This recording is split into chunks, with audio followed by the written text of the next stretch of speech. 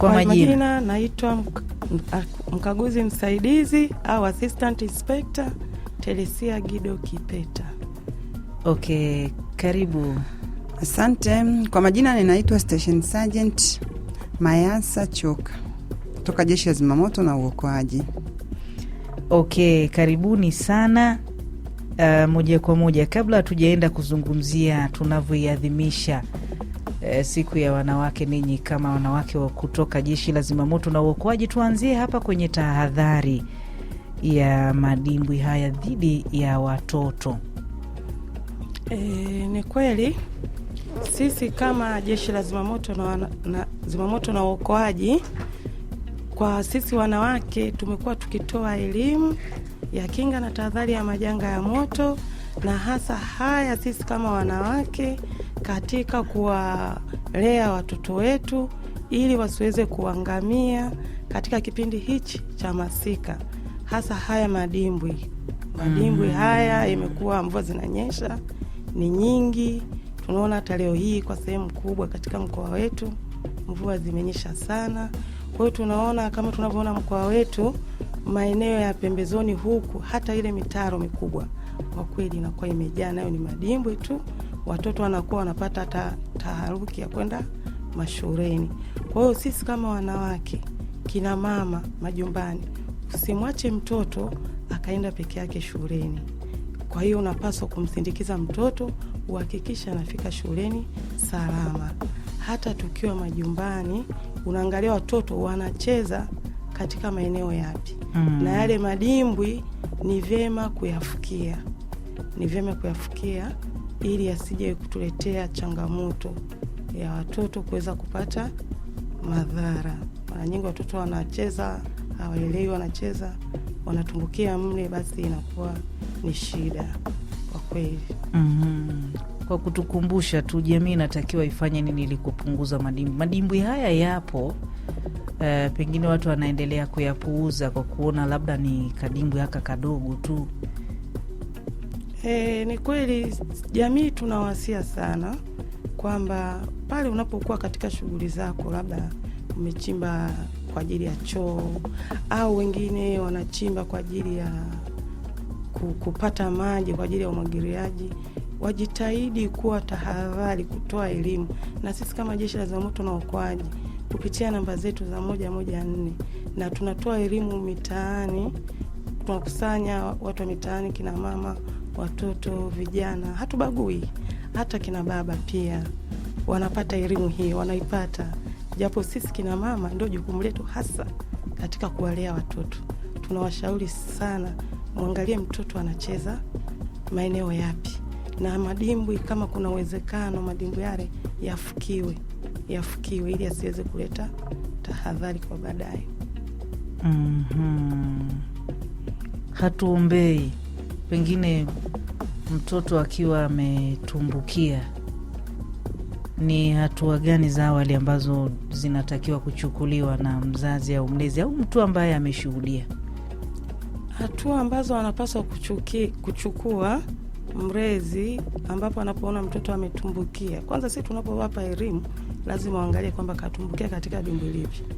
Haraka kwa haraka lazima apige simu 114 Jeshi la Zimamoto na Uokoaji, na aweze kupiga kelele ya kutoa hatari, mtoto ametumbukia jamani, kuwajulisha majirani, kuwajulisha watu wanaopita pembezoni labda barabarani, ili waje kuja kutoa msaada. Wakati wananchi wakitoa msaada, lakini sisi kwa namba iliyotujulisha tunafika mara moja. Ndani ya dakika 5-6 tumeshafika pale kutoa huduma. Tumekuwa tukishuhudia madimbwi au unakuta mitaro pembezoni mwa nyumba zetu au pembezoni na mitaa yetu tunayoishi. Unakuta watoto wanacheza kwenye yale mitaro au madimbwi hayo. Ni madhara gani ambayo yanaweza yakatokea kwa mtoto kucheza hasa kwenye ile mifereji au madimbwi? Asante. Madhara makubwa yanayoweza kutokea wakati wa kucheza kwenye madimbwi au kwenye mitaro, cha kwanza kabisa Mtoto anapocheza kwenye mtaro, kwanza kuna magonjwa pia. Kuna magonjwa ya kichocho, lakini pia kuna baridi. Kwa sababu pale yale maji ni machafu, hata uwezekano wa UTI kwa sababu anaingia mzima. Kwa hiyo kuna magonjwa mengi hata ya kuharisha na kutapika yanaweza kutokana na yale maji machafu. Lakini pia kuna uwezekano wa kumsababishia mtoto akashindwa kutoka mle kwenye yale maji na akanywa maji au akanaswa kwenye matope. Kwa sababu kwenye mtaro mle, kama ni mtaro ni mrefu, una matope kwa sababu mitaro yetu haisafishwi vizuri. Kwa akinasa kwenye matope ndio pale mtoto anashindwa kutoka. Kama hakuna watu wakubwa, yuko na watoto wenzie, wale watoto huwa wanakimbia nyumbani. Na wengine wakifika nyumbani hawasemi. Na wazazi wengine wakifika watoto wakisema kwamba fulani kadumbukia kwenye mtaro au kwenye shimo, yaani yule mzazi anamwambia usiseme, kaa kimya. Ananyamaza kimya. Kweli mtoto anakaa kimya, hasemi. Lakini baadaye wanapokuja kwanza kutafuta baadaye wanakuja kujua nilikuwa na kina fulani nacheza, lakini nilifika nyumbani niliambiwa nisiseme. Kumbe angeweza kusema wakati ule, mngeweza kumpatia mtoto msaada haraka na akapelekwa hospitali na akatibiwa, akapata matibabu na akarejea katika afya yake. Lakini wazazi wamekuwa na tabia, akimwona mtoto wake kwa anacheza na mtoto wa mwenzie kapata madhara, akimwambia mama fulani kaanguka kule, au fulani kadumbukia kwenye kisima, au fulani kadumbukia kwenye bwawa au kwenye shimo, tulikuwa tunaogelea au tulikuwa tunafua kwenye bwawa au kwenye kisima, anamwambia usiseme, kaa kimya, ni hatari, lakini hachukui hatua yoyote ile. Kwa hiyo ule muda ambao amekaa kimya ndio madhara yanatokea. Lakini ingekuwa tunapokuwa tunasikia labda watoto wengine wanakuta anapiga kelele, watu wanawai, wapita njia waliopo maeneo yale ya karibu wanawai na wanatoa watoto wakiwa wazima. Lakini mara nyingi kuficha usiri ndio unaosababisha kuleta madhara ya kifo. Kwa hiyo mimi ni wasii wa kina mama, ni wasii wananchi, kina baba, watu wote, kwamba tuwaeleze watoto, tuwaelimishe watoto kuhusiana na kuchezea kwenye madimbwi, kucheza kwenye visima, kwenye mabwawa. Sawa, tunajua inawezekana upatikanaji wa maji wote unapata kwenye visima, lakini mwambie tahadhari za kwenye kisima, kwamba kile kisima unafika kuteka maji, teka maji, usipande juu ya kisima, usichungulie kwenye kisima, usicheze karibu na kisima, usicheze kwenye mabwawa haya ambayo ndio walikuwa wanachimba matofali, kwa sababu mengi mabwawa, mashimo yanatokana na kuchimba tofali, kufyatua tofali zile za kuchoma. Lakini na hao wanaochimba mchanga, na wewe unakuta una kiwanja chako, unasema kwa sababu eneo hili lina mchanga, ni kichanga, mimi nachimba baadaye nitafanya kuwa shimo la choo. Lakini wakati unaochimba shimo la choo utakuja kumaliza lini kujenga?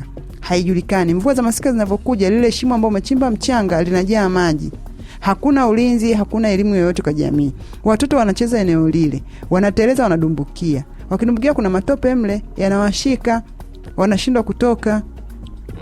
Kwa hiyo tuisi jamii au viongozi pia, watendaji wa mitaa, watendaji wa kata, wenye viti wa mitaa ndio wana dhamana kubwa ya kusimamia haya maswala. Sisi ni watoaji wa elimu. Wakituita kuja kutoa elimu kwa jamii yao, sisi tutaitika na tunaitika na tunafanya hivyo. Kwa hiyo wanapaswa wawe ni watu wa kwanza kuangalia haya madimbwi na mashimo. Sheria inasema kabisa, kwa yoyote yule anayechimba mashimo katika makazi yake bila kufuata utaratibu na kuyaacha bila kuyafikia, basi kuna hukumu yake ambayo ipo. Sheria inatoa mwongozo kabisa. Kwa hiyo tuwasii wenye viti wa mitaa, watendaji wa mitaa na wakata, wasimamie haya mashimo. Tunajua sisi wakati tunakuwa alikuwa tunaona kwenye shimo ulikuwa kuna shimo kubwa, jamii inamwaga mle taka, lakini kwa kuzingatia na kusafisha wanapunguza urefu wa shimo. Kwa sababu kusema kila jambo serikali inafanya, hapana. Jamii sisi wenyewe ndio wa kwanza kuanza kuchukua hatua. Mtaro wako umeziba pembeni na pembeni, katikati ndio maji yanakaa. Jitahidi kuuzibua ili familia yako iwe salama. Shirikianeni na wenye viti wa mitaa, shirikianeni na mabalozi wenu. Mtatue, mzibue mitaro, maji yatembee ili watoto wetu wawe salama. Lakini mashimo haya tuwashauri pia wanaochimba michanga. Mtu unakuta kiwanja ni cha kwake sawa, lakini anachimba shimo, anafyatua tofali. Wewe kiongozi wa mtaa haumuulizi, hauchukui hatua yoyote ya kumshauri kwamba je, mwisho wa siku hili shimo utafanya nini? Utalifukiaje? Umechimba mchanga, hakikisha ile shimo limefukiwa. Hataki kuona mvua za masika zimeweka maji yametuama. Kama ni sinki, jengelea sinki upesi, ufukie. Na sinki pia tuweke mifuniko. Lakini tunaona viongozi wetu wa mitaa kwa hili hawana ushirikiano mzuri kidogo. Sijui wao wanaogopa jamii, lakini hawaangalii madhara. Sasa kwa wito wa Jeshi la Zimamoto na Uokoaji, tunawaalika wenye viti wa mitaa, watendaji wa mitaa, watendaji wa kata, tualikeni kwenye mikusanyiko yenu, kwenye mikutano ya mihadhara, tuje tutoe elimu kwa jamii yenu, katika mitaa yenu, katika vijiji vyenu, ili muepushe majanga yasiokuwa ya lazima. Hatua gani za haraka ambazo zinatakiwa kuchukuliwa hasa pale ambapo mtoto anakuwa ametumbukia kwenye mashimo au kwenye madimbwi? Asante.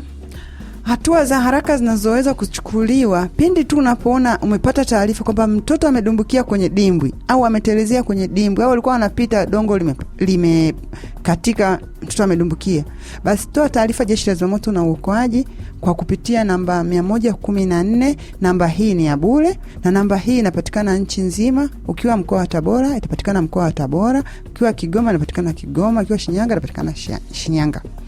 Ukishatoa taarifa kama alivyosema mwezeshaji wa kwanza kwamba piga ukelele kutaarifu watu. Inawezekana wewe huna elimu wala huna taaluma yote ya kuingia kwenye maji. Piga ukelele, wataarifu watu waliopo maeneo ya karibu ili muweze kuja kumfanyia msaada yule mtoto. Ili mkisha mtoa akitolewa kwenye maji, basi haraka sana akimbizwe hospitali au kituo cha afya au zahanati iliyopo karibu na nyinyi ili aweze kupatiwa huduma na mtoto atarejea katika afya yake. Lakini mara nyingi vifo vinatokea kwa sababu tunachelewa kuwapatia huduma, tunachelewa kutoa msaada. Lakini ukipiga namba 114 Jeshi la Zimamoto na Uokoaji, tutakufikia kwa uharaka. Okay, kabla tujaruhusu simu hapa, kama kuna lolote ambalo limesalia kwenye tahadhari za madimbwi haya dhidi ya watoto, pengine tuelekee pale kwenye siku ya maadhimisho ya wanawake duniani. Sawa, mimi napenda, asante sana mtangazaji, napenda niwakumbushe kina mama, kina baba, watoto, vijana. Tuambiane ukweli juu ya elimu za kuchezea kwenye madimbwi, kwenye visima. Yaani mwambie mtoto madhara yake. Mwambie kijana hasara zake. Maana si watoto tu, hata vijana wa sekondari au form 1, form 2, form 3 wanapenda kuogelea kwenye madimbwi, wanapenda kula gaba shuleni, wanaenda kwenye madimbwi kuogelea. Mwambie mtoto madhara yake kwamba unapoenda kuogelea kwenye madimbwi, kwanza kuna maradhi ambayo kama kichocho na vitu vingine, typhoid na vitu vingine. Kwa sababu unapoogelea muda mwingine yale maji unaweza yakaingia mdomoni ukayameza akakusababishia typhoid, lakini na maradhi mengine. Lakini pia mwambie yale madimbwi yana matope. Walikuwa wanafyatua tofari pale, wanatumia kwenye udongo, kinata kwenye kichuguu. Pale limetokea shimo, limetokea kisima, ina maana yule ni utelezi. Kwa hiyo mchukue tahadhari kwamba pale kuna utelezi, lakini pia kwenye madimbwi kuna matope ambapo ukiingia yanakungangania. Ukinata mle huwezi kutoka. Ndio sababu inakupelekea kufa na utakufa. Mwambie tu utakufa, hakuna mtu ya kufa anaogopa. Kwa hiyo tuwaambie ukweli. Wanasema maneno mengine ni magumu na ni makali, lakini yanauma, yana ukweli. Na ukimwambia ukweli anakuwa anachukua tahadhari. Yaani inakuwa inarejea ile sauti ya mama au ya baba. Au ya mwalimu. Kwamba mwalimu alisema nikiingia kuogelea kwenye ile dimbwi karibu na shule, nitafanya nini?